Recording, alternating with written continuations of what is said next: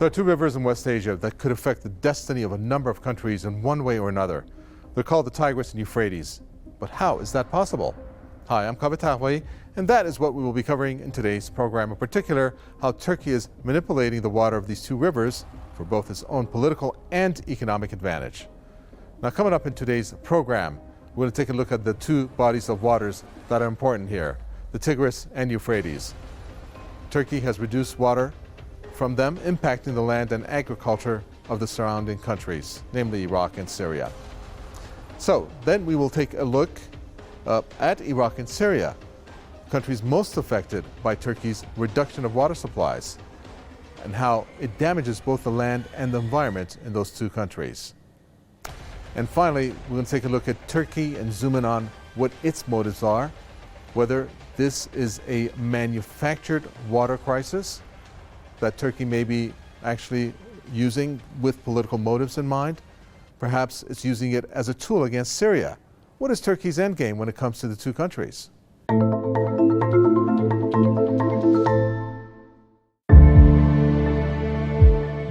Water wars. The phenomenon has become very real in many parts of the world. The former UN Secretary General Boutros Ghali once said, "The next war in the Middle East will not be over politics, but over water." That could be the situation between Turkey, Syria and Iraq over the Euphrates and Tigris rivers. والله قبل تقريبا شي 50-60 متر لجوا مي، هلا انخفاض المي نازله كثير، وشوف المي هاي كله ملوثه هلا، حتى الشعب الكوباني كله متاثرين من مي، حتى المرضى من مي ما يحسنوا يشربون، يعني يجي ريحه من مي ما بعرف. وتعرف أردوغان عدو من آلاف السنين، من أب الجدود. These rivers are shared between Turkey, Syria and Iraq.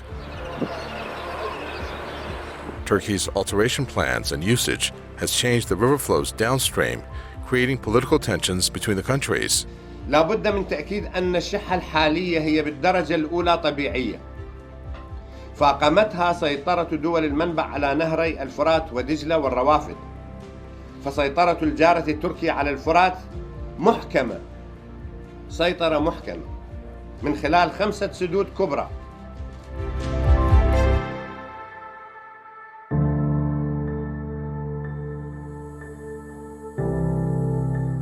The major problem has been Turkey's construction of dams. This has reduced water flows into Iraq and Syria by approximately 80% and 40% respectively. Keep in mind that approximately 90% of the water flow in the Euphrates and 50% in the Tigris originates in Turkey.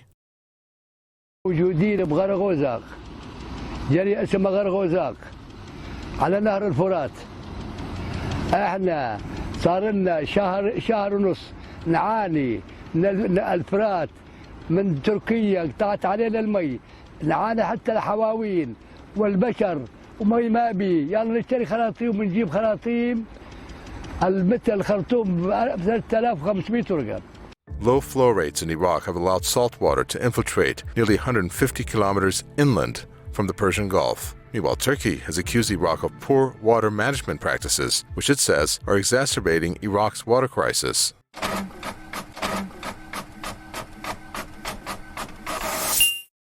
The water crisis is threatening the lives of many Syrians and Iraqis, and Turkey has reduced the water levels of the Tigris and Euphrates to both countries to suit its own water crisis. But the root cause of the dwindling flow of the Tigris and the Euphrates is Turkey's Southeastern Anatolia Project, which is known as GAP. It's a series of dams that Turkey has constructed along the two rivers. They aim to double the amount of farmland in the Anatolia region and to generate hydroelectric power. Now, these dams must be filled annually, especially when there's a shortage of water. Yet Turkey is using the majority of the water from both rivers at the expense of Syria and Iraq. Okay, let's bring in our guest, Saad al-Mutalabi. He is an independent politician, and he's also a former member of the State of the Law Coalition and a member of the Baghdad local government. Saad al-Mutalabi, welcome. The falling levels of the Tigris and Euphrates, you're aware, it warns of an impending water crisis for both Syria and Iraq. Now, these two countries are already engulfed in economic and political crises. Both are accusing Turkey of using its many dams along the Euphrates to hoard this water. But the situation obviously could be more complicated. This great Anatolian project, or GAP, has been the source of this crisis. What is this situation, and is Turkey guilty? Yes, as many people know now, water is the most important commodity in the country, and people just are talking about water, and the wars of the future will be dictated by the amount of water that each country gain or receive. Expanding populations and the expansion of the irrigated areas for agriculture and animal husbandry use. Therefore, water has become a major national defense issue, a national security issue. Therefore, it is very vital for Iraq to understand what Turkey is doing.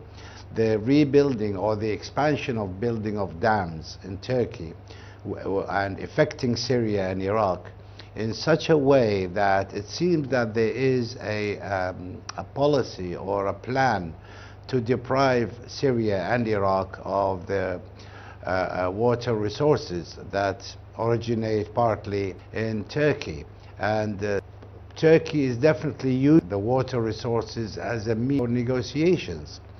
I mean to add to the suffering of the people of Syria and possibly in Iraq.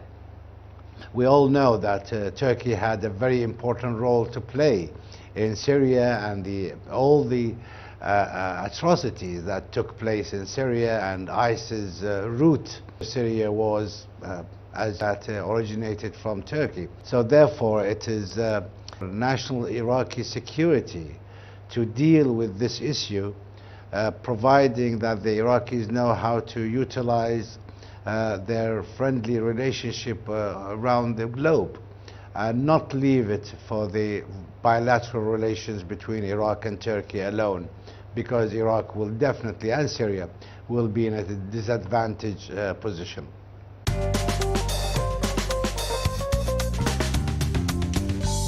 It's time now for our Info News section, where other economic news from around the world comes under focus. Our first country to look at is Lebanon. What a crisis this country is experiencing on multiple fronts. First, the Prime Minister-designate Saad al-Hariri just resigned, further throwing the country into turmoil, especially economically. And while this country is in the throes of an economic catastrophe, well, you have the EU that is paving the way for sanctions, as if sanctions will help the country. It's almost as if it is meant to sink the country. It's a great topic for one of our upcoming programs. Now, moving on to Nigeria. Nigeria is experiencing a food crisis there. Soaring food prices are affecting the country. Inflation is nearing an all-time high. And as that has happened, then you have what's called rising unemployment, another economic factor that's in the negative here. And after taking a look at that, you have political insecurity. So the other crises, rising unemployment, and political insecurity, those are focused in the farming regions. And what that means is that it's going to plunge the nation more into financial despair, especially the middle class, as it was reported. Next to Libya. Libya has a major banking crisis. The UN actually made that announcement that it's at risk of collapse. So you're looking at the situation 10 years after the US-led NATO attack in that country, how obviously the country is not doing well. Now, the collapse is imminent if the country's two parallel central bank branches do not unify, because you have two parallel governments still running there, and hence the banking system running on two parallel dimensions is just not working. Finally, staying with Africa, we go to South Africa. Lots of unrest there, and at this point the unrest has subsided, but the looting after the former President Jacob Zuma was sentenced took a toll on the country economically. For example, $300 million in retail damages happened. You had 200 malls that were targeted and over 800 stores that were looted there. So lots of economic damage in this COVID era happening to South Africa. Well, that does it for our Info News section. We're headed for a quick break here on Economic Divide. But do stay with us. We'll be right back after a quick break.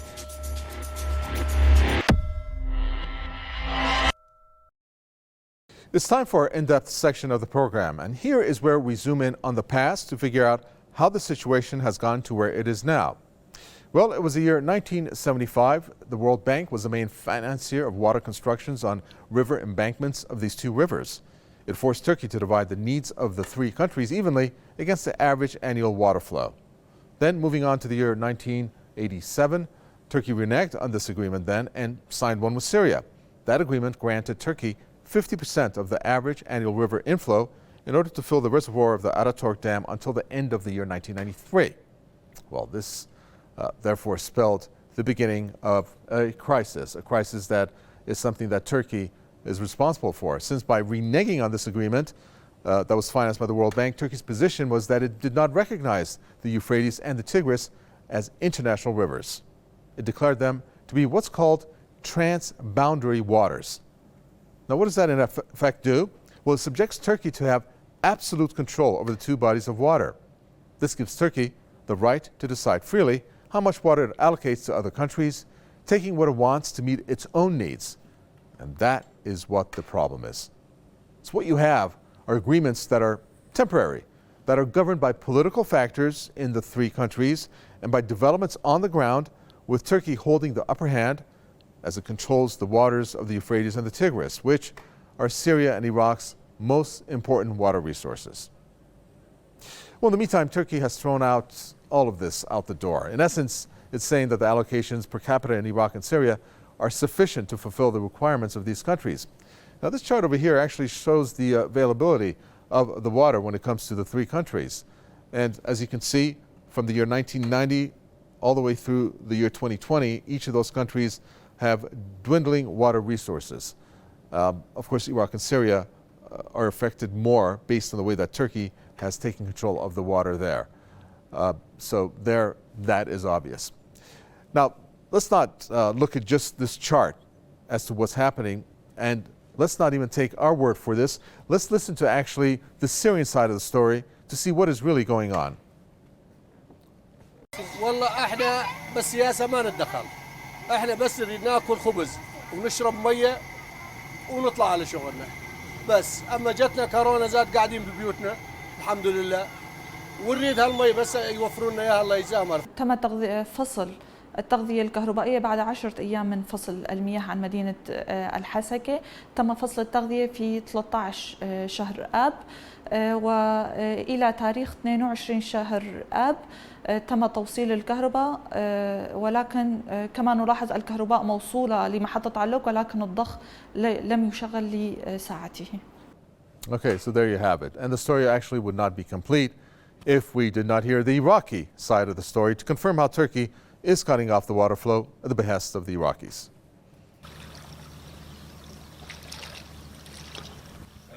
هسه احنا حاليا بنهر دجله، الناشد الحكومه والامم المتحده يشوفون لنا حل، قطعوا المي علينا من تركيا، وهسه هذا انا واقف على حيلي، هذا نهر دجله كان.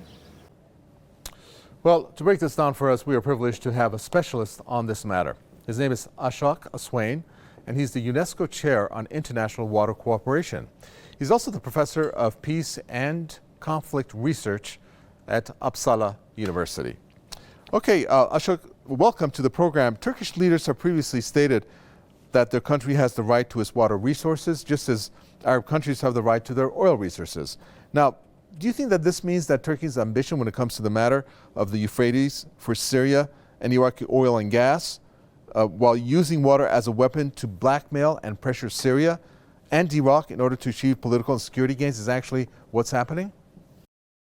You see, the two countries, particularly Iraq and Syria, are heavily dependent on the two rivers, which coming mainly from Turkey. That's Euphrates and Tigris River. In the Euphrates River, 90% of water comes from the Turkey, 10% only from Syria. In the Tigris River, around 40% of water comes from the Turkey, 51% from Syria, and then there is 10% also from Iran. But what has happened? The major water, most of the water of the Euphrates River, and quite a major portion of the water of the Tigris River comes from Turkey. And Turkey has been building this mega project, which is called the South Anatolia Project, and the Turkish acronym is GAP. In this, there are 22 dams and 19 hydroelectric projects. But the thing is, Turkey argues that this project is important for its own economic development, its own water management. Turkey says that there is almost 1/3 of its water sources are actually from the South Anatolia region. So I think it needs to develop this, and it has been building several major dams on the Euphrates River and also Tigris River. And that has affected the water supply to Syria and Iraq. Take, for example, Ataturk Dam, which is 40 billion cubic meters of water it can store.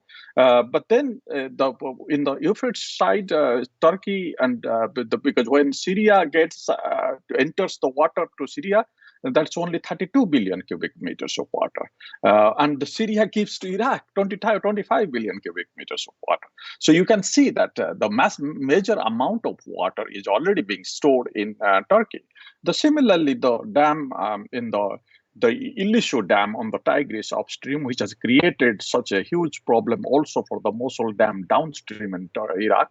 So I think Iraq and Syria both are seriously affected by this water being stored in the upstream, particularly in the Turkey's GAP South Anatolia project or GAP project.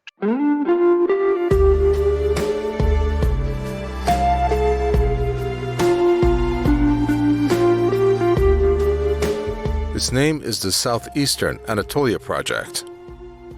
According to its website, it's a project based on the concept of sustainable development for the people living in the southeastern Anatolia region of Turkey. It's a large, sustainable, multi-sector, and integrated scheme. It is the largest of the 22 dams, 19 hydroelectric power stations, and network of irrigation canals that's being built in the Euphrates, Tigris, and Upper Mesopotamia basins. The project boasts fairness in development, participation, environmental protection, and jobs creation, provided through the construction of infrastructure like airports and highways.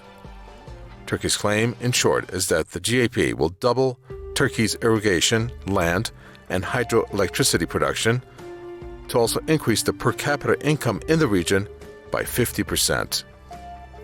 We ask, what about the downstream partners like Syria and Iraq?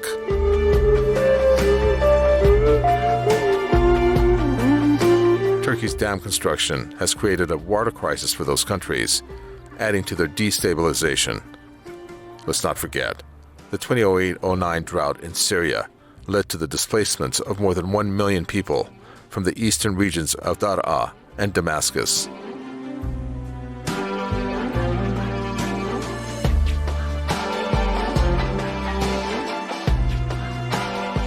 The water crisis in turn will adversely reshape the two countries, affecting their populations, manufacturing and production, and in turn, consumption. This may perpetuate long-term instability. This may spread to other countries in the region, as large numbers of Syrians and Iraqis would be forced to migrate from wastelands created due to the lack of water.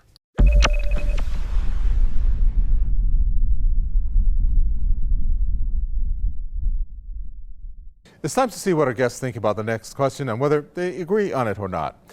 But let's welcome back Saad Al-Mutalabi, independent politician who rejoins us, and also Ashok Swain, who is the UNESCO Chair on International Water Cooperation. Okay, let me first start with you, Saad Mutalabi. Water shortage in Syria and Iraq would have obviously an impact on political and societal stability in the two countries, which could lead to its transformation. Now, the 2008 or 2009 drought that happened in Syria, it was said to be one of the causes of I guess, gripes that people had at that time. Will the water crisis in Syria, do you think, or even for that matter Iraq, that's caused by Turkey, considerably reshape the two countries, especially in terms of like population distribution, production methods, or consumption patterns, for example?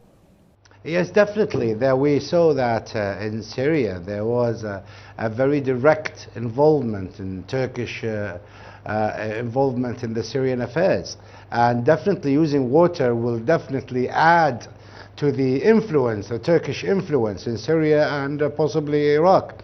And it's not a secret that the Turks are using the dams to stop the flow of water into the two countries. With the suspicious results and suspicious intentions. Turkey definitely would like to increase its influence politically and economically in Syria and in Iraq, and maybe even more than that. We heard that there are calls in Turkey for regaining control of northern Iraq, Mosul and the other areas, Nineveh. So yes, we are very suspicious of the Turkish activities regarding water. And Syrians are the same as in Iraq. Well, Ashok, let me ask you then if you agree with Sada Motalebi or not, because in this case, we're looking at Turkey, the political, I guess, reasoning that it may have to try to take part of Iraq or Syria, as our guest mentioned there. I mean, we can't again forget, and I emphasize this, what happened when the drought occurred in Syria back in 2009, in which there were a lot of people that went out and protested, which eventually led to the conflict that happened in that country and then eventually the war on Syria. Are we looking at Turkey trying to do that, do you think? Yes, it has become creating a huge challenge for the downstream countries, Iraq and Syria. You see, in 2009, there are certain kind of agreement between the downstream countries, particularly Iraq and Turkey, and also with Syria somehow to manage this water, but that hasn't been after particularly in 2011 when the situation became worse in Syria. And you are right, the drought in 2008 and 2009 affected the uprising in Syria quite significantly. What is happening now? We have seen the marshland in Iraq has been very heavily affected. There have been irrigation areas, particularly in Iraq and Syria, are quite affected because of water scarcity. There is a lack of water, basic water supply, particularly in Syria after the conflict, and as well as also in Iraq. So if we really want these two countries, Syria and Iraq, to get out of this the period of the conflict which they have gone through, they are now building, in a kind of phase where the conflict is moving towards a peace building stage of some sort. The role of water, particularly the significance of water or water availability in the food production, in providing the basic water supply and the sanitation and hydropower. Those are extremely critical things. And I think this is what happens if they don't have the water. There will be certainly, if not a kind of, these two countries have already faced quite a number of social uprising already before in recent years. So I think it will be certainly creating much more social problems. It will be really challenging the international community's hope for building peace in these two countries.